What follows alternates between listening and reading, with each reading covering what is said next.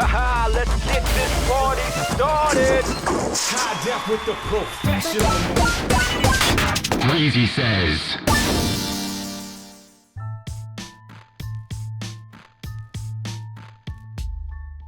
What the fuck? What the fuck? What the fuck? But hold up. What up, everybody? Welcome back to another episode of Greasy Says. My name is Greasy, aka Arturo, aka M-Cue, and I'm here to talk to you all about games. I'm here to talk to you about what it's like being a brown guy in America. I'm here to talk to you about what it's like being a brown guy in America and video games and how those things are a cross-section and the craziness and the experience that is unique to brown people like me. All right? Sometimes I talk about games, a lot about games. Sometimes I talk about life and real shit. And today is no different. Let's kick off. I got so much shit to talk about. First off, I just want to say fuck you, Elon Musk. Fuck you and your internal emails. All right? I don't know. I didn't read I shouldn't even say this. I didn't read the whole article. I saw the fucking headline like most people do. I read the headline and I formed my opinion based on a fucking headline without any further review. That sound American enough for you? That sound human enough for you? Anyway, fucking Elon says in some leaked private email chain that he wants, workers to come back to the office, to the factory, to whatever. And he used the phrase, what do you say? Go pretend to work somewhere else. Ooh, Ellie.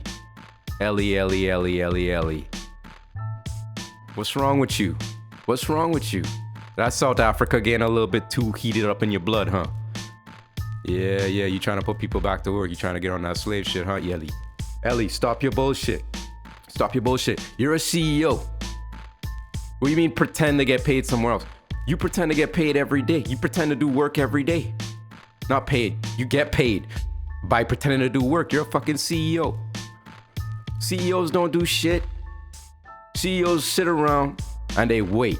And they talk with their buddies, and they go to their fucking Epstein parties, and they rub elbows with all these fucking other evil people, and they make deals. They get deals done with their mouth. You know what I'm saying? They're prostitutes. They're prostitutes. All right? So Elon, get fucked, bro. Get fucked. What do you mean pretend to work somewhere else? Yeah, your stocks might be in the dumps right now, but everybody else's is too, and you just bought Twitter. What the fuck, man? What the fuck? It's not like you need the money. It's not like you're really doing anything big anymore. Like you already made your billions. You already have your diamond money. Your diamond mine money from your family. So shut the fuck up. If I was working for Tesla, I would have write down motherfucker email, be like, yo, you pretend. If we stop pretending to work, yo ass definitely. Yo, anyway, I don't even know what I would write. I wouldn't write shit. I'd just be like, fuck that guy. That guy's a fucking prick. And I just keep it moving.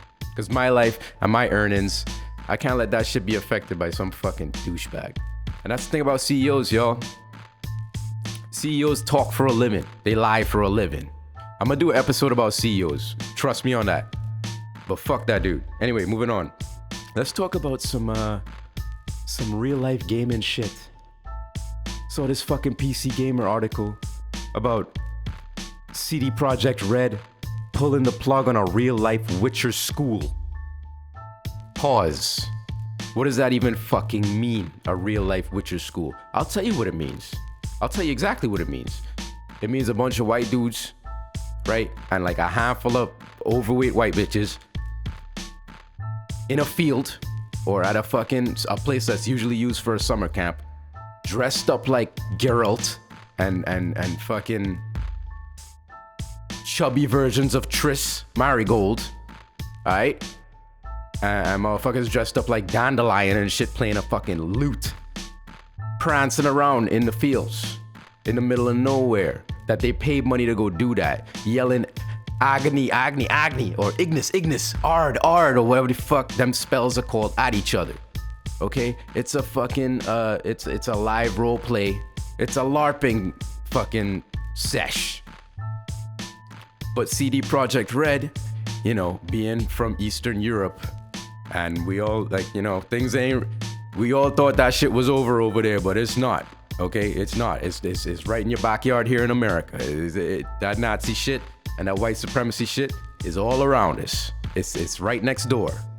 You know what I mean? Make sure you know how to fight. Make sure you know how to shoot. That's all I'm saying. I'm getting militant. I'm getting fucking militant this week. I don't give a fuck. Ellie set me off.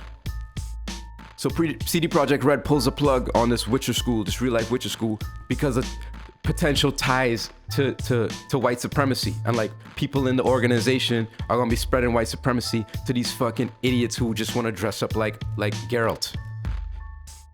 How many times do these two things have to be intertwined before we start like, questioning shit? Like The Witcher as a series, it has the same tone as Game of Thrones, right? It's that same shit where we all want to go make Europe great again. Go back to when it was beheadings and white people ruled everything, and you could put a motherfucker to death for telling a bad joke, right? Let's bring back white supremacy. So of course they're gonna infiltrate this shit. Of course. You think the dude who wants to dress up as Witcher, as Geralt of Rivia in fucking wherever the fuck Eastern Europe has ever crossed paths with another brown person? You think you think the same motherfucker who's gonna go to Witcher school in real life? What the fuck? How you think he felt? How you think he felt about them? What's her name? What's Geralt's girlfriend's name? You know what I'm talking about.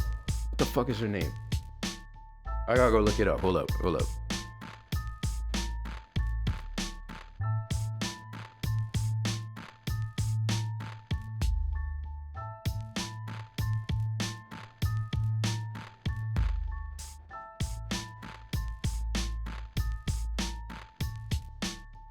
Geralt.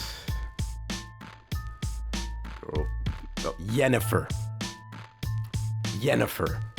All right, you want to bet all these fucking white supremacist ass bitches who went to fucking Witcher school, you think they were upset when Yennefer got changed into a beautiful, exotic, fucking gorgeous, knock you down out your fucking shoes Indian lady?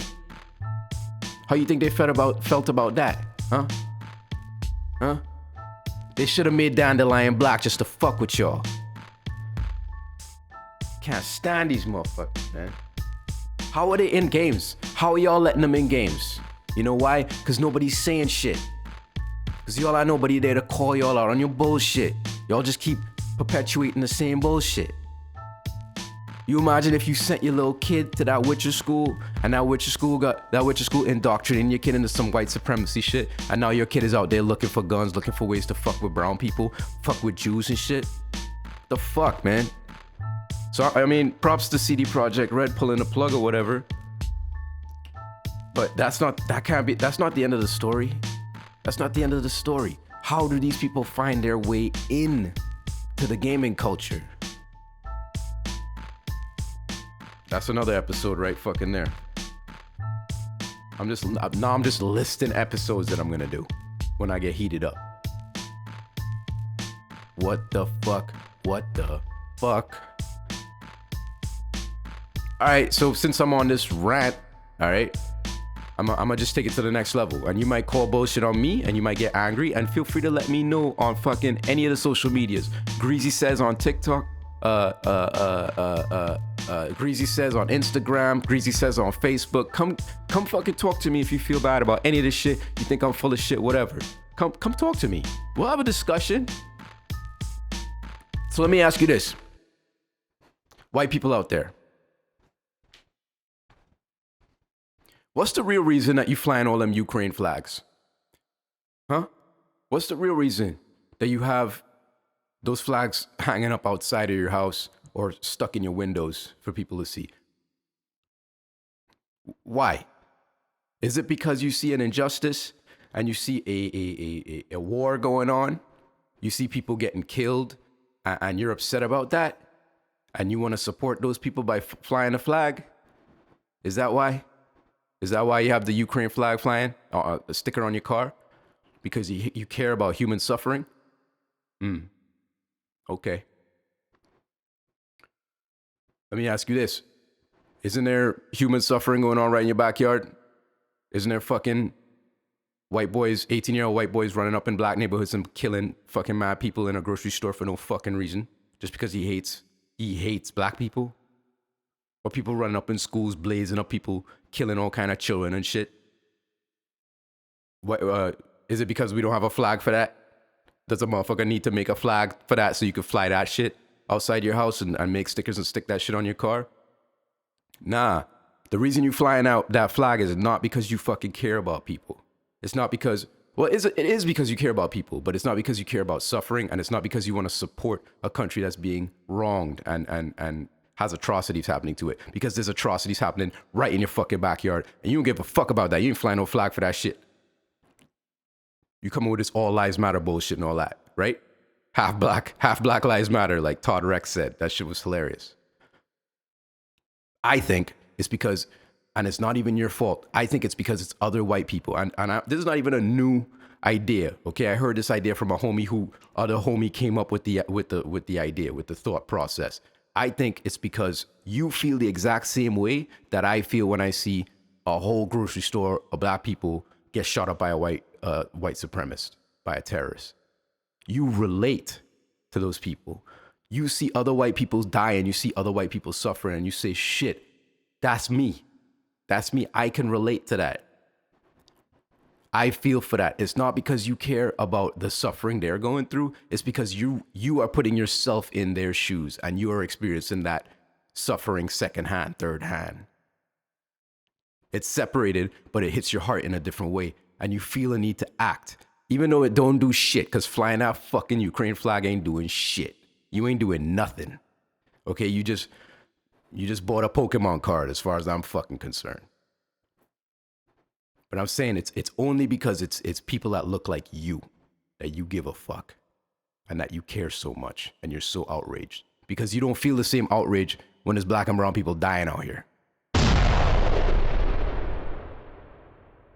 And I know it's all of you fucking couch politicians too, like people like your parents and shit. You know what I mean? Who just, all they think about is politics. All they listen to is the news and reading the politics and getting all wrapped up in that shit. I know that's just part of this shit too.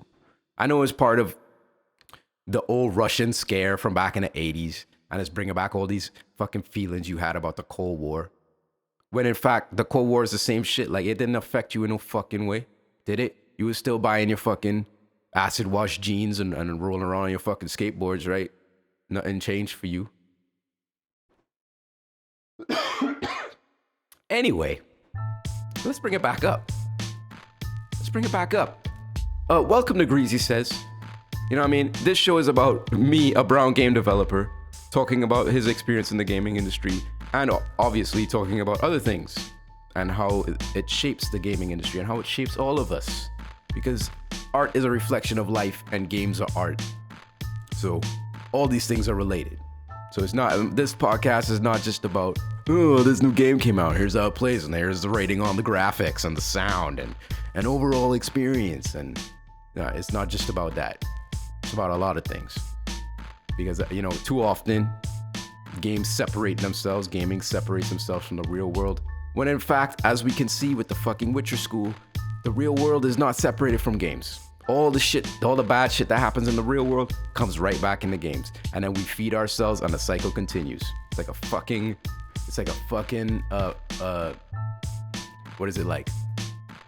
It's like a meat grinder. It's like the great meat grinder.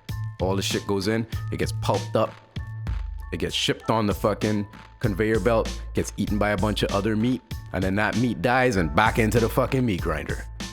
That's what it is.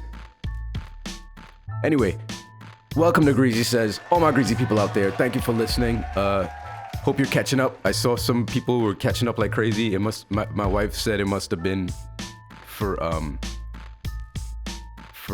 like a long weekend, and maybe people were downloading it to take on their car rides or their road trips or whatever.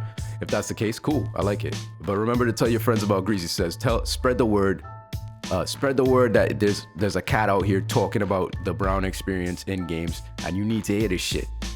And if you have people in the industry, they need to hear this shit. You know what I'm saying? And greasy people is for everybody. I mean, except kids, obviously, because kids are precious. They don't need to hear my ass cussing every fucking 5 minutes. But Greasy Says for everybody. So tell everybody about Greasy Says. You can find me on social media. Can you tell them I'm sick again? Yeah. The never ending fucking somebody text me like, yo, I just listened to the podcast. And this motherfucker's sick again? Yes. I have a sinus infection now. A really bad one. Like I'm on antibiotics and shit. Seeing lights and shit when I try to go to sleep is crazy. It's like tripping, but it's not fun because I'm not feeling anything. I just seeing all the shit. You know what I mean? Yeah, tell your peoples. Reach out. Greasy Says on TikTok, Instagram, Facebook. Hit me up, ask me questions, tell me what I should be checking out, send me articles, whatever, so I can rant and rave and get pissed off. And I'm also M-Cue. That's M-Cue on Twitter.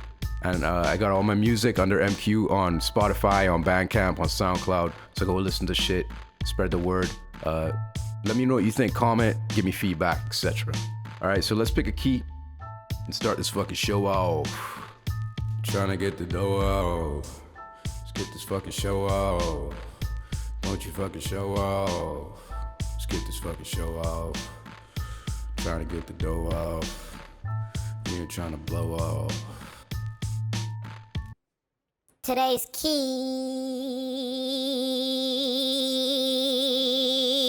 is shit don't make no sense, shit don't make no sense, shit don't make no shit don't make no sense, shit don't make no sense, shit don't make no shit don't make no sense, shit don't make no sense, shit don't make no this shit don't make no sense.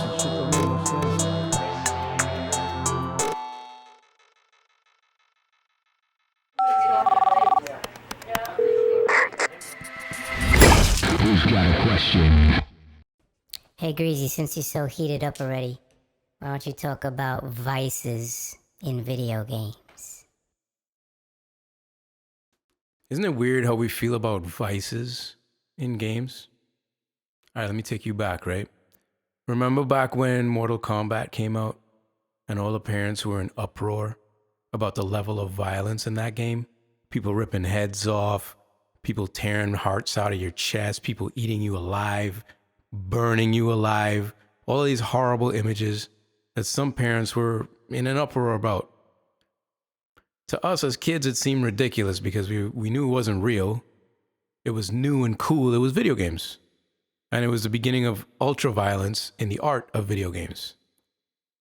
Now, I remember back then thinking, there's no way that something like Mortal Kombat could make me want to hurt another person or make me want to tear the heart out of another person's chest. And I still believe that.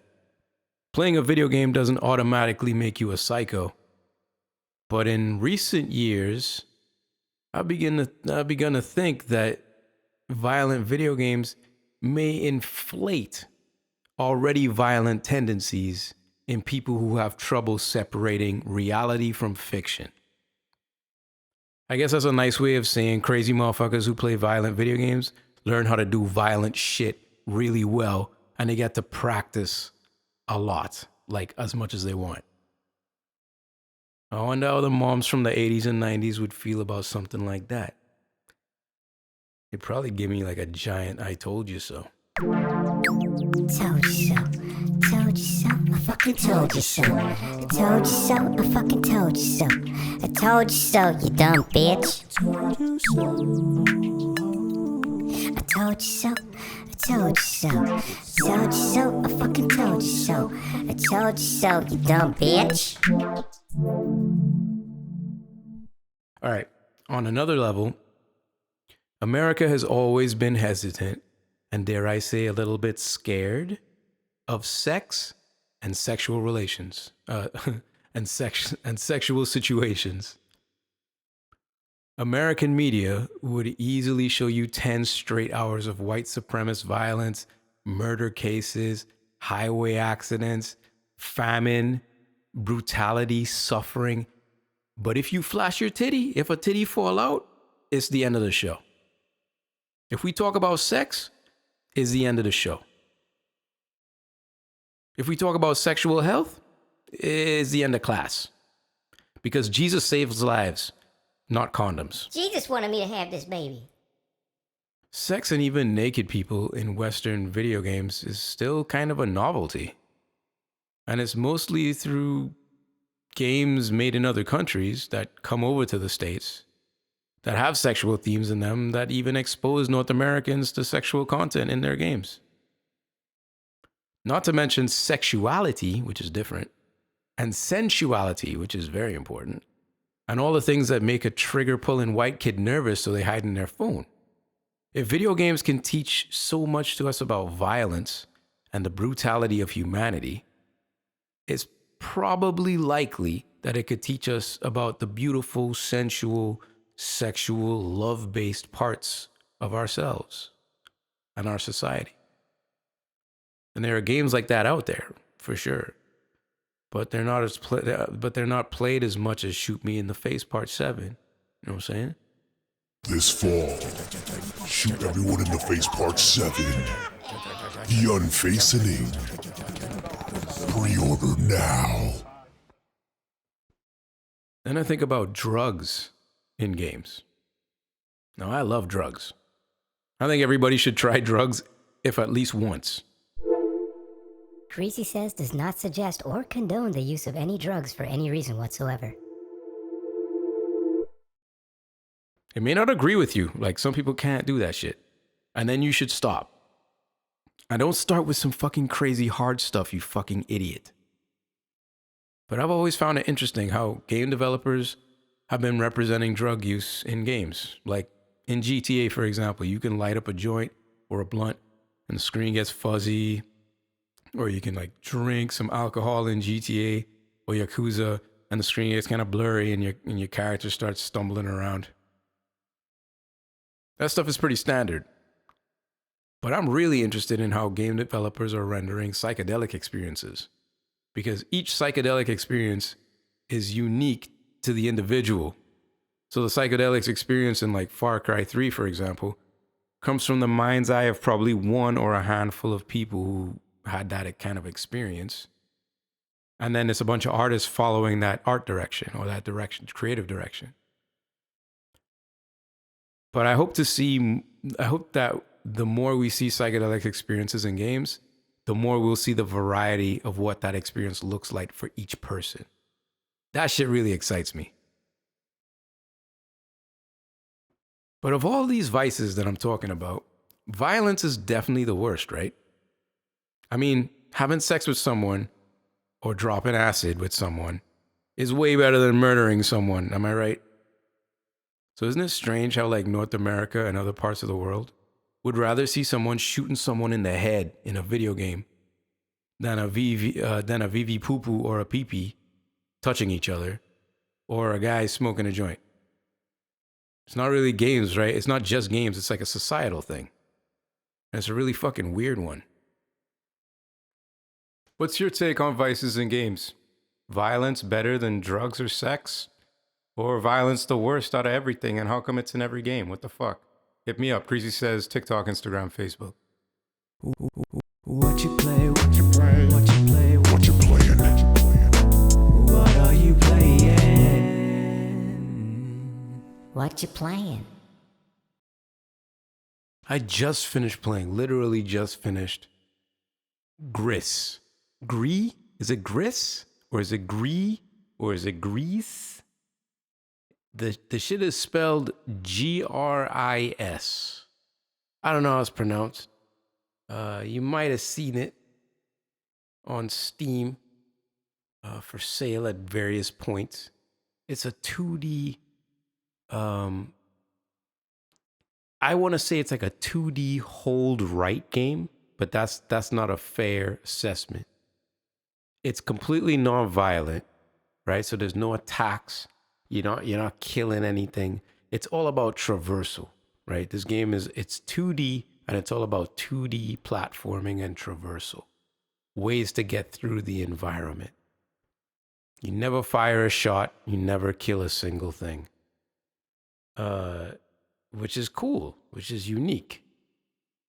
It's very fluid. It plays like Ori and the Blind Forest. Beautifully animated, beautifully drawn. It has this very like hand-drawn, hand-animated feel. Reminds me of like like heavy metal from the 80s, that style of animation, almost rotoscoped, but a little bit more pure in its animation style, a little bit more snazzy than straight up rotoscope. Fantastic, amazingly beautiful art style. That's the reason I bought it. I saw the art style and I was like, I gotta own this shit. I gotta pay whoever fucking decided to animate this monstrosity, whoever lost 5 to 10 years of their life trying to animate this fucking thing. It's crazy.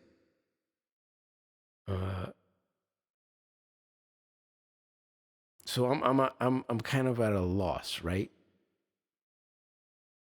I think this game, the story of this game is either about the relationship between a mother and her daughter, or I should say a daughter and her mother, and something happened in their relationship that damaged their relationship for forever. And this game is basically a metaphor for that, of how the daughter is trying to reconcile the break between her and her mother. That's one take.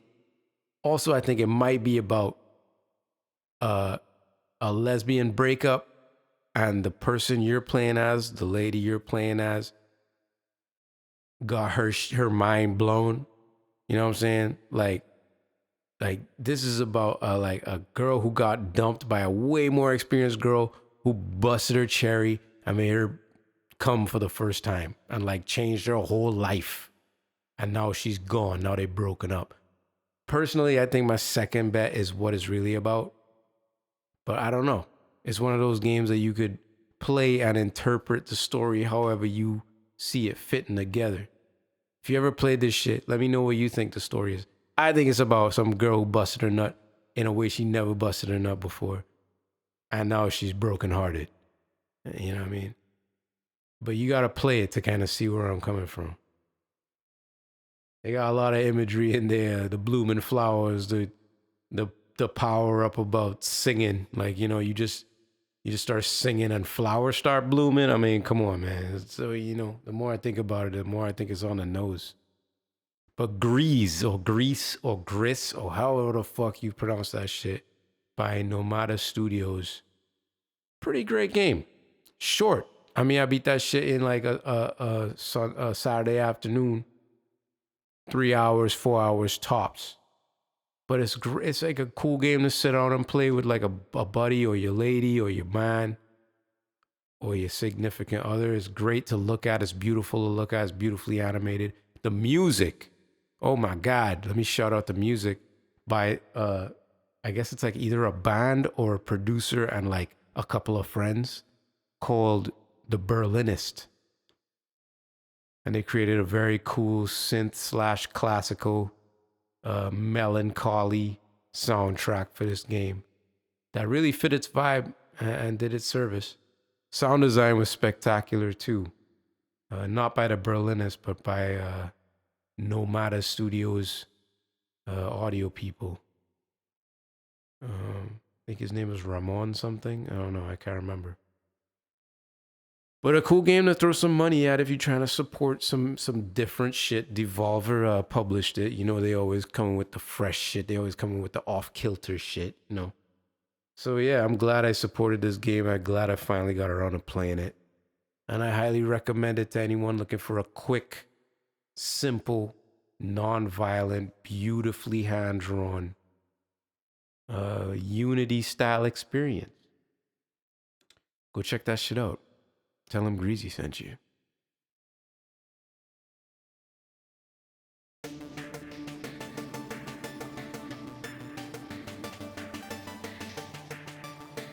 I got a couple of shout outs. Well, I got a couple of comments from people about previous episodes, so I'll share them here.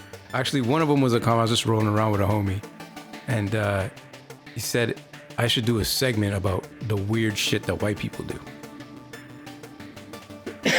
Which is interesting because I don't feel like I need a segment about that. I feel like I do that all the time, right? That's kind of what I do. And I don't know, if I did that, wouldn't it just make my podcast about white people, and I want it to be about brown people and black people? So that wouldn't really work. But it's a hilarious idea. Hilarious idea. A segment about weird shit that white people do. I'll think about it. I don't know. I'll think about it. Oh, what else? Oh yeah. In the last episode, what are we on now? 10? So in episode 9 of season 2 of Greasy Says, I talked about a really embarrassing story that happened to me at a pool party and on a roof at a game conference time. And a homie of mine who was at that reached out to me and he was like, Yo, I remember that party. I was at that party. And I don't remember what happened, what you said happening. And I was like, all right, well, I guess, but at the same time, I said, you was just as faded as me, though. So you probably didn't even know what was going on. And, you know, you was blurry as fuck, too. So he doesn't think, he said he didn't see that shit happen. I know it happened, but maybe he was like off on the side or something, or like doing something else. But then he reminded me that security did ask us to leave, which I totally forgot.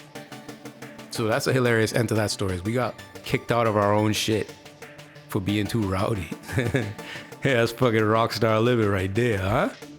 So yeah, I appreciate that reality check on your boy. You know what I mean? Sometimes you remember shit mad different. Like you make yourself a hero and all kind of shit. Like the mind is crazy. The memory is, the past could be twisted so easily. But thanks for writing in. Thanks for hollering at us on Greasy Says here. Remember, y'all could write in Instagram, TikTok, Facebook. Just hit me up. Send me a message. And I might talk about it on the show. Yeah. And let me know how I'm doing. Give me feedback, whatever, you know. Remind me of what really happened in the scenario I might have been talking about.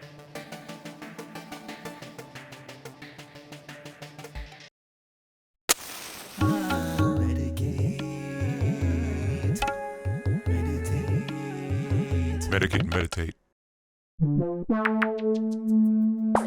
This week, it's not really complicated.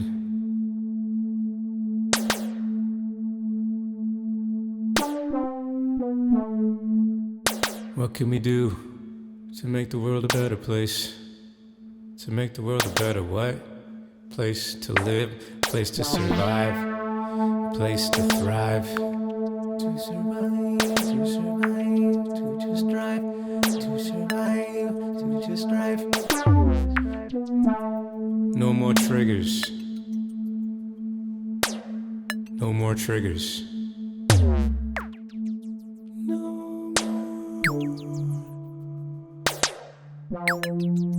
No more triggers. So no more triggers on these guns.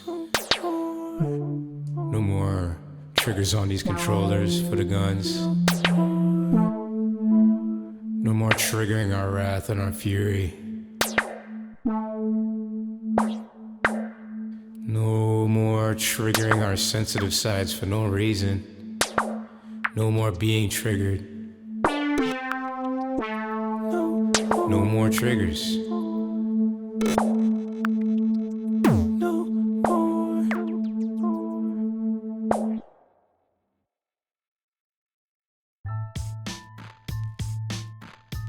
Yes, indeed, I do. All right, y'all. This has been another episode of Greasy Says. Real quick before we go, I want feedback from listeners out there. I need that feedback. Write to me, tell me. Even if you told me before, I might need a reminder about parts you like about the show, parts you don't like about the show. Somebody hit me up recently and was like, they really like this one Medicate and Meditate that I did. Like the song for it was really dope. I was personally thinking like, do Meditates make sense? Like, does anybody fucking care about that at the end of a show? But apparently they do. So like that kind of feedback helps me out. So if there's a part of the show you're like, this shit sucks or this shit rules, keep this around, you know what I mean? Or if you're thinking about cutting this, don't cut this shit. Or shit you might miss that I did in the past or whatever, just let me know. Because I'm trying to, you know, always change the show. But that's it for now. I'll see y'all in the next one. Thank you again for listening. Remember to do all the things with the socials and all of that shit. And hope y'all enjoyed this round, this show, all the music, all everything that we talked about. Hope I didn't rub y'all too much the wrong way, but that's how it goes sometimes. Fuck it, it's my fucking show. I can say whatever the fuck I want. I do live in America, and you can say whatever the fuck you want in America, which is pretty fucking crazy and pretty amazing. So that's one thing to be grateful for, you know what I mean?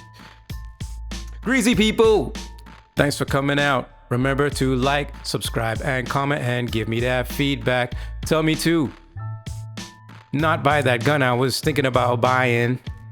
And until next time, it's me, Greasy. And I'm checking out with the magazine. Yeah, I'm checking out with the magazine. Put your fucking gun on safety, 'cause I checked that with the magazine. Latest.